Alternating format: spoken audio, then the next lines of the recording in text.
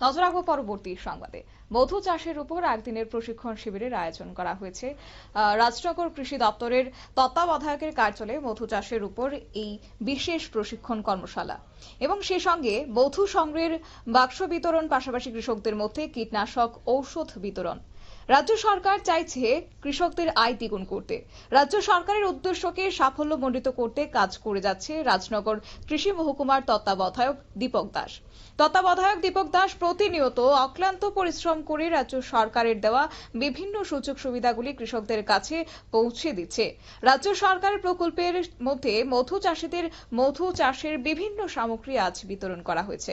অবশ্যই সামগ্রীগুলি কিভাবে সঠিকভাবে কাজে লাগানো যায়, কিভাবে মধু পোকা লালন পালন করা যায় এবং কিভাবে মধু সংগ্রহ করা যায় তা নিয়ে প্রশিক্ষণ প্রদান আজ করা হয়েছে কৃষকদের নিয়ে তত্ত্বাবধায়কের কার্যালয়ে। এই বিষয়ে প্রসঙ্গে কি বলেছেন তত্ত্বাবধায়ক দীপক দাস, শুনুন।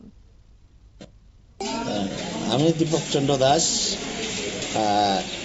আমরা আজকে এখানে আত্মা প্রকল্পে কৃষক 6 জন কৃষকের মধ্যে মৌমাছির বক্স, ন্যানো ইউরিয়া এবং অর্গানিক যে এনপিকে, সেটা আমরা 6 জনের মধ্যে বিতরণ করেছি। তো আমরা আজকে যে কৃষক ভাইরা আছে তাদের হাতে তুলে দিচ্ছি।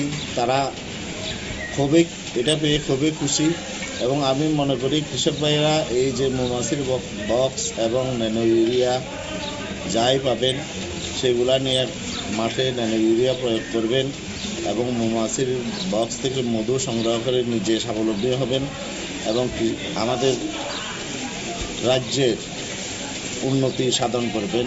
তারা আর্থিক দিক দিয়ে লাভবান হবে। স্যার, আপনার নাম?